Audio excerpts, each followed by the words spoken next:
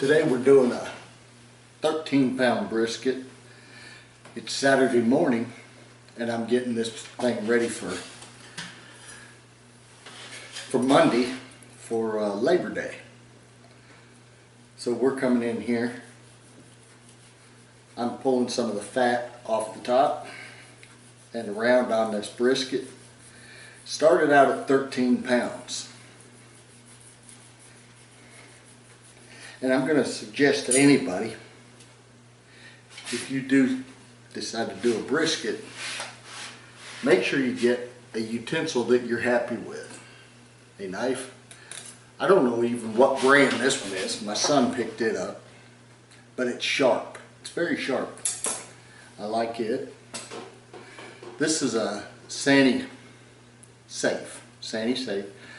I might have got this at Sam's Club many years ago. But I really like it. It's probably, of all of them, it's my favorite. I use this. This is a tomato slicer. And it's a very popular brand. They sell them a lot for raising funds and this and that. But I love this little knife.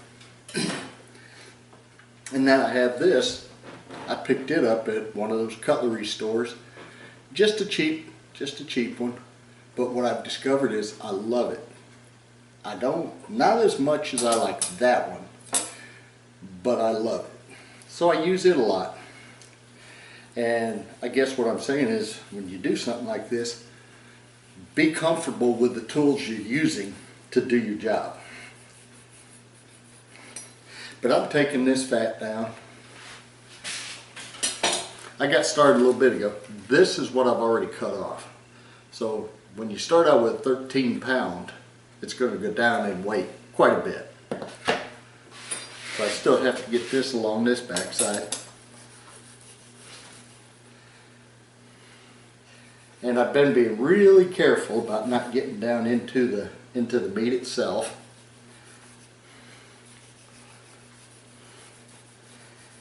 And if you're asking, well, gee, what are you going to do with all that fat you're cutting off that chunk of meat? We're kind of old school around here. I'm going to take all this, throw it in there, and when we're done, I'm going to put it in a pot and render it down into fat. And we use that fat, it'll be clear, and when it sets, it'll be white. And we use that to cook with. Instead of buying cooking oil, you've got that. So there is a lot of fat on these things. It does take a little while to cut it off. Oh, I said it's Saturday morning, and I'm preparing this. This is my first time to do it this far in advance, to prep it this far in advance. I'm going to take this. Now here's a piece. I took this off up here. This area right in here on my brisket. I took this off. Now look. That's not real appealing. Notice how it's kind of dark there. So I'm throwing this right here. I've got a little pile of scraps. I am going to toss this to the dogs. Every brisket, you got little spots on there that are kind of brownish. See, this one here, I can come along there and just take a little better edge with it than I can with that one at times. This is thawing out and it's getting softer to work on. So softer means it moves more. Okay, I've got about an inch of fat over here on this corner. So I'm going to come in here and cut this off.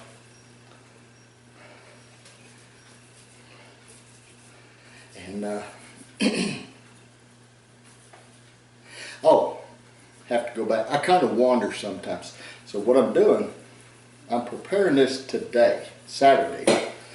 I'm going to take this particular brisket and I'm going to inject it with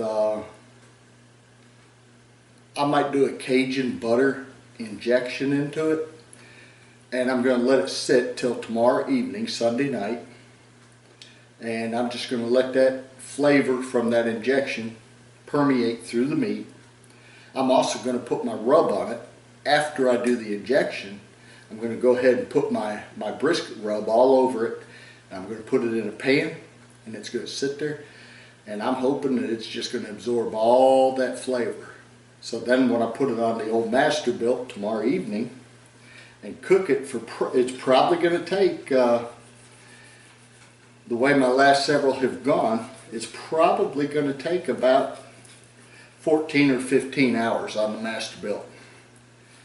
And I've got company coming in Monday to celebrate Labor Day. So I want this to be the best brisket that I've ever done.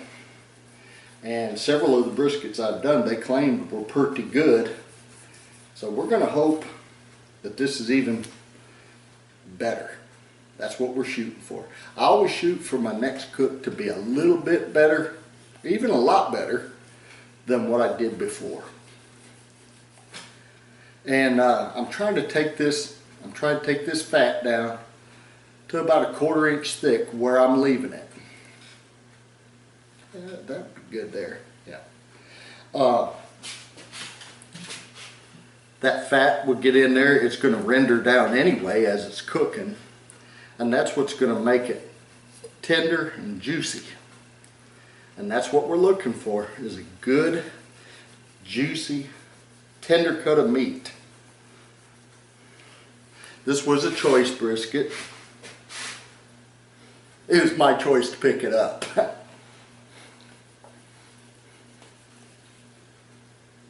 Some may not find that funny, but that was it. And anybody that's watching this, I hope you're gathering some little tidbits from it. I'm pretty particular about my meat, my food. And even when you're trimming it, you know, I hear a lot of people say, oh, you got to cook with love. Well, when it comes to cooking, you do it all with love. You come in here, you clean it with love. See, I've taken this tip. It's rounded. It's an odd-shaped knife. See how it's shaped? But I can take that little tip and just go right down in there where I want to go and get that fat out. Look at there.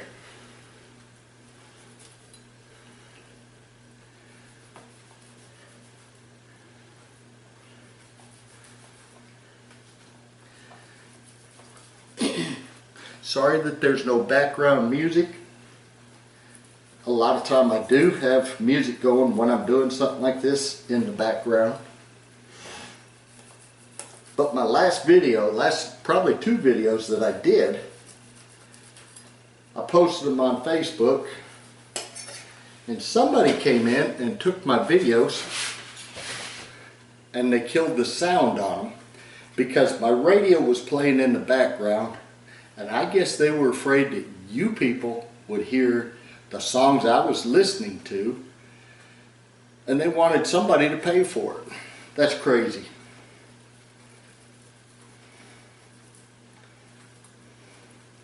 It's funny how you can do something, make a little video or something, and they can come in and alter them or edit them however they want, whoever they are.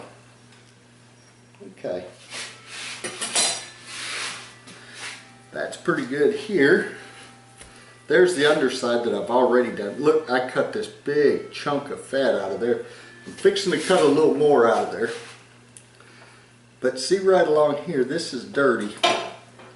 And I don't like that dirty. See, I'm taking my tomato slicer and look at this thing. Look at that. It comes right in. You can do fine detail work with this knife.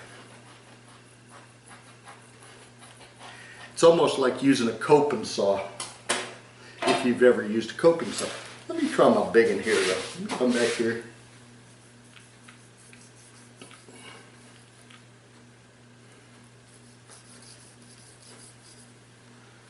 Very good, very good. Problem with it is I get anxious. I don't want to do a little coping. I want to get in there and cut it off.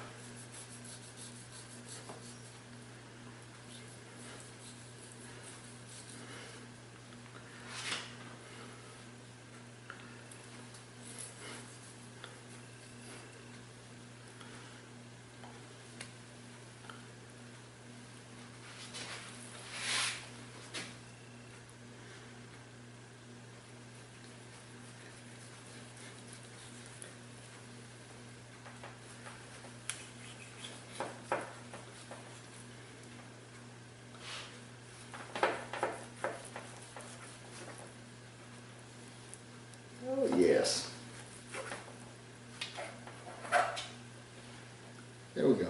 Okay. You see how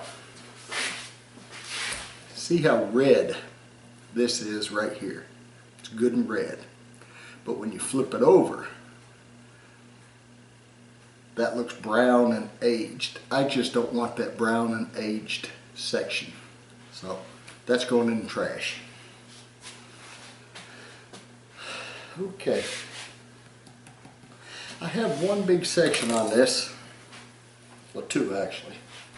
Alright, I got this section here. Do I want to go in there and cut all that out? I am going to cut some of that out.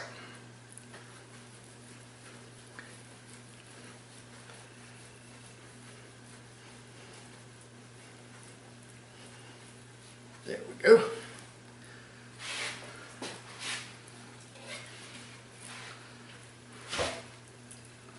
Get that big chunk of fat out of there. That's what we're going to do.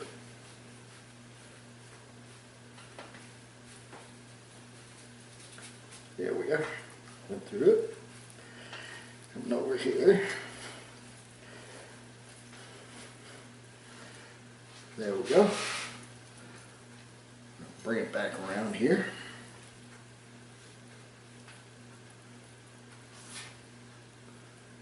All right. Come back in here.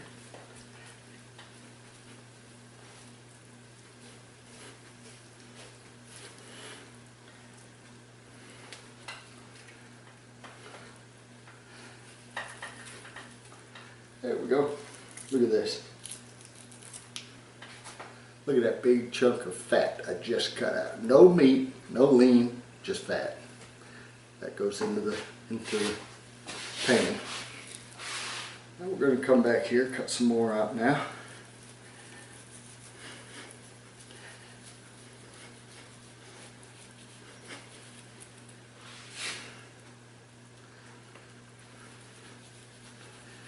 There we are, cutting in there.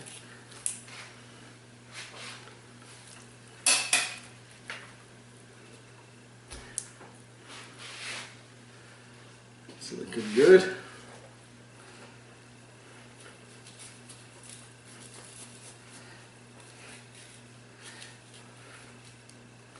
And I believe a lot of this, when it really, after being in there for 13, 14, 15 hours, a lot of this is going to render out.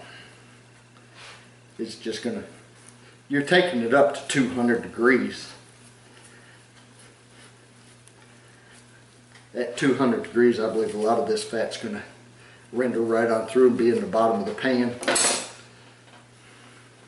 And I'm one of these guys, when I cook on my Masterbuilt, everything is going to be in a pan. I don't let the grease fall down into the grease tray on the Masterbuilt. There's never been any grease in the Masterbuilt. That's why I guess it's about 2 years old. It's still not rusted through. It's not in bad shape anyway. Now look at that. Look at that chunk of meat right here. That's a nice chunk. Nice chunk of meat. And then it's thick over here. Alright. I've got a little bit right here to take off. There we are. Coming across here.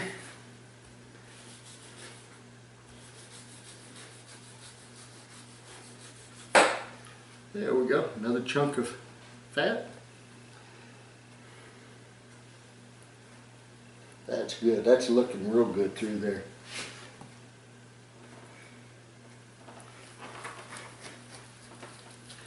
Here we are. Oh yeah. There. There we are. We're getting down in there. We're getting that cavity cleaned out.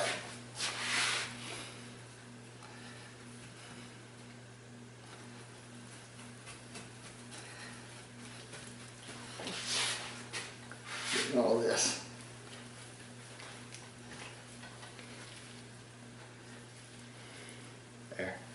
There we go. I don't know if you can hear it, but I'm tearing that up out of there. There we go. There we are. There we go. Got that chunk out. Just tore a little bit of meat with it. that goes in there.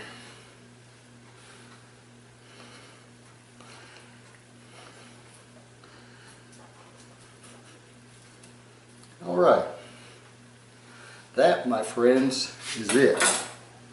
Here we are. There's our brisket. Very clean. That's it. Now, this is a full pan of fat that I cut off that brisket. And then this, one handful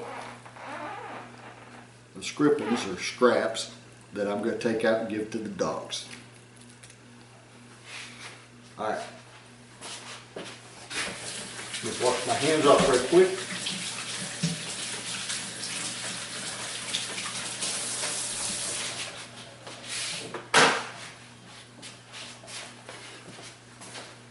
We're going to pause it right here for a minute.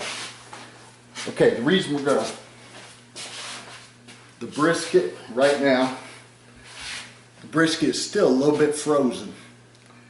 That's one of the things when I took it out yesterday. I let it thaw a while, then I put it in the fridge overnight, pulled it out this morning, and I went to cutting because I can handle it. It's not loose, it's not flopping, and it's still a little bit rigid that allows me to slide my knife so good under that fat cap and such. And that everything works together to help you do a good job in cleaning your brisket. So that's where I'm at. I'm probably going to let it sit a couple more hours and keep thawing and get it to the point where I can inject it and put my such in it. When I get to that point, I'll come back to you.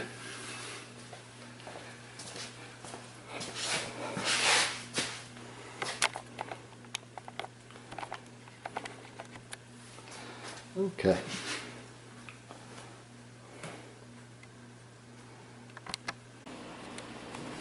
So here we are. I have cleaned up my work area. You want to keep a clean work area. And I did want to come over here and show you this. This is all that cuttings. I've got a big old cast iron pot here. Well, this is not the big one. This is actually one of the smaller ones. But I've got a cast iron pot. I put all that cut off in there. And we got it on a small flame down there. And I'm going to render this down. And I'm going to show you how it looks when it's done. But it's got a long way to go. But we're going to show you how to render down your fat if you've never rendered down your fat.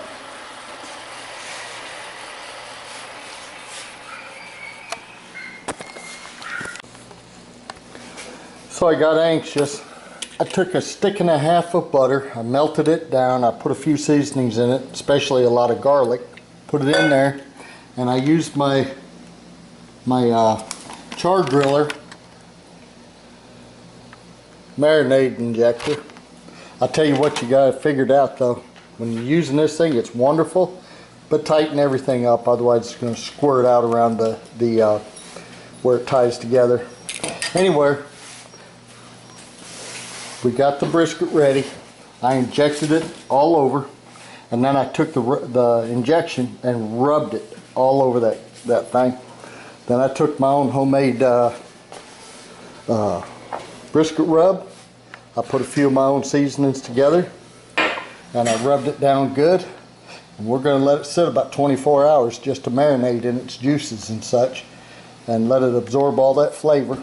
Then tomorrow evening around 5 o'clock I think I'll go ahead and stick it on the grill and we'll see what it does. So that's where we're at. Okay, a couple of hours later, this is the fat that I rendered down. I put it in that big pot, that pot right there. That's what it cooked down to. There's a little bit of scrappings on the bottom of the pot. Little oil still in there if I had a little bigger jar.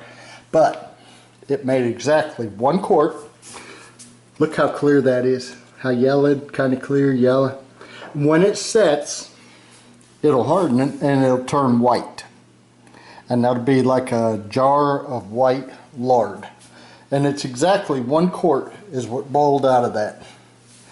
And if a person wanted to, you can root around on this thing find little pieces of meat that was cut off and on there, and you salt it, and it's actually got decent flavor. So remember, the old folks, when they did this stuff, they didn't waste anything. They used everything there was. So just thought I'd share that with you. That's where we're at.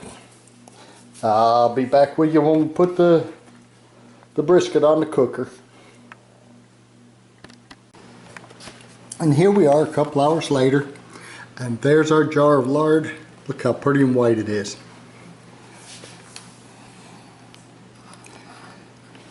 Now you want to cook something up, fry something, fry some eggs, just come over, get a spoonful of that, throw it in the skillet, and throw your food in there and fry it up.